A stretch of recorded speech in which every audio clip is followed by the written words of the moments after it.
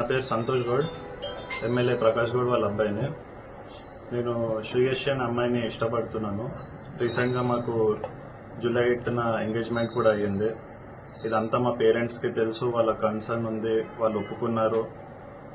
అంటే వాళ్ళు ఓన్గా చేయడానికి అగ్రీ చేయలేదు, కానీ నీకు ఇష్టం ఉంది కాబట్టి నువ్వు చేసుకోవచ్చు, నీకు పర్మిషన్ ఇస్తున్నా అని చెప్పారు. అలా మేము మా అత్తమ్మతో మేము వాళ్ళ ఫ్యామిలీ కలిసి ఎంగేజ్మెంట్ చేసుకున్నాము, పబ్లికల్లీ చేసుకున్నాం. అందరికి తెలుసు, ఇంట్లో కూడా తెలుసు అందరికీ. నేను ఆల్మోస్ట్ ఇక్కడ 1 month అవుతుంది ఇక్కడ ఉండి, వీళ్ళ ఇంట్లోనే ఉంటున్నా. మా ఇంట్లో కూడా తెలుసు, అందరికీ తెలుసు. కానీ నిన్న కొంతమంది ఒక 40 members అట్లా మా ఇంటిపైకి ఇక్కడ దాడి చేసినారు. ఆ ఎవిడెన్స్ కూడా మీరు ఇక్కడ వెనకాల మొత్తం అటాక్ చేసినాయి, డోర్ పగిలినాయి, అవన్నీ ఇక్కడ ఉన్నాయి. ఇదంతా ఓన్లీ ఈ మ్యాటర్ అమ్మాయి విషయం వల్ల ఇదంతా జరుగుతుంది. తప్పు చేసినట్టు నా మీద నింద చూపుతున్నారు. ఎందుకంటే 1 month అవుతుందండి ఇక్కడ నేనున్నా అని తెలియదా, నేను చేసుకున్నప్పుడు తెలియదా, ప్రతి ఒక్కటి తెలుసు. తెలిసి కూడా ఇన్ని రోజులు లేనిది ఇవాళ ఎవరో అప్పులు ఇవ్వాలి అని చెప్పి తెలియని వాళ్ళని పిలిచి మీరు అందరినీ పిటిషన్లు ఇచ్చి ఇంటి మీద ఆడవాళ్ళ మీద దాడి చేసి ఎంతవరకు కరెక్ట్? అసలు పిఎస్ లో చెప్పాలి కదా, వాళ్ళన్న కొంచెం మాకు సపోర్ట్ ఇవ్వాలి. ఇప్పుడు నేను ముందుకు వచ్చి మాట్లాడినా లైఫ్ మీద ఆశ వదులుకొని మాట్లాడుతున్నా. ఇదైతే 100% చెప్తున్నా. ఇది బయట పబ్లిష్ అయినాక మేము ఏ క్షణమైనా మమ్మల్ని చంపేయచ్చు. ఇది మీకు ఇక నాకైతే ఈడ న్యాయం జరుగుతుంది. పిఎస్ లో గానీ కోర్ట్ త్రూ గానీ ఎక్కడ గానీ న్యాయం జరుగుతుందని నేను ఎక్కడ అనుకుంటలేను. ఇంకా మా లైఫ్ పైన ఆశ వదులుకొని ఇవాళ మేము సరేగా చచ్చిపోయినా సరే మా మీడియాలు ఇంత చేసారు కదా అని మేము ముందుకు వచ్చి చెప్తున్నాము.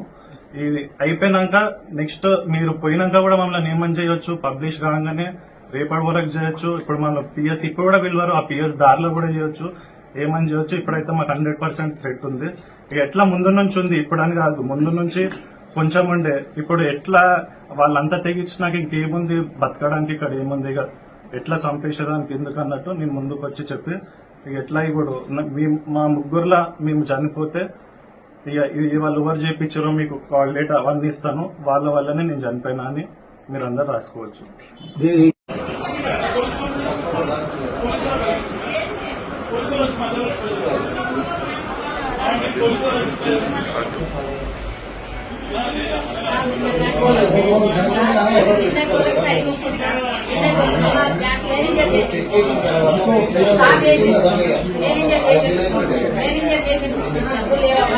అంటే సార్ మంగళవారం రోజు 10 గంటల వరకు చేయాలి, నిన్న 10 గంటల వరకు నిన్న మధ్యాహ్నం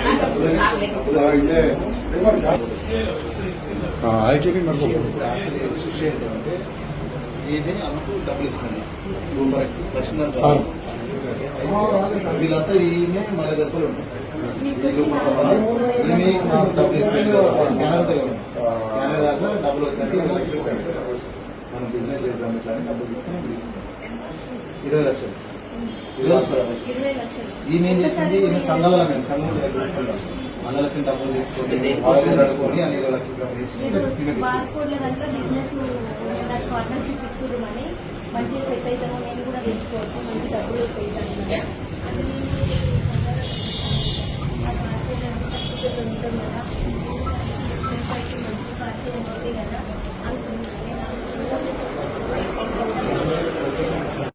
తీసుకొని పలకు వచ్చారు. ఎవరో తెలియదు, మాస్క్ పెట్టుకొని వచ్చి నాకు ఇవ్వాలి అని అందరూ వాళ్ళ ఒక్కరికి ఇచ్చేది లేదు, ఇద్దరు ముగ్గురికి ఇచ్చేది లేదు. అది మేము యాక్షన్ ఇస్తే ఆంటీకి అందరూ మాస్క్ పెట్టుకొని వచ్చి మాస్క్ పెట్టుకున్నా మాస్క్ ఇస్తలేదు. నా ఫోన్ లో వీడియో తీసుకుని అక్కడ పడేసి ఫోన్ చేస్తే స్విచ్ ఆఫ్ వచ్చింది. సార్ వాళ్ళు ఉన్నారు కదా, వాళ్ళు ఫోన్ పట్టుకున్న ఇవ్వండి అంటే అప్పుడు జాయిన్ చేసి అప్పుడు జోబులు ఆయననే చెప్తున్నా నాకు వచ్చిందాడే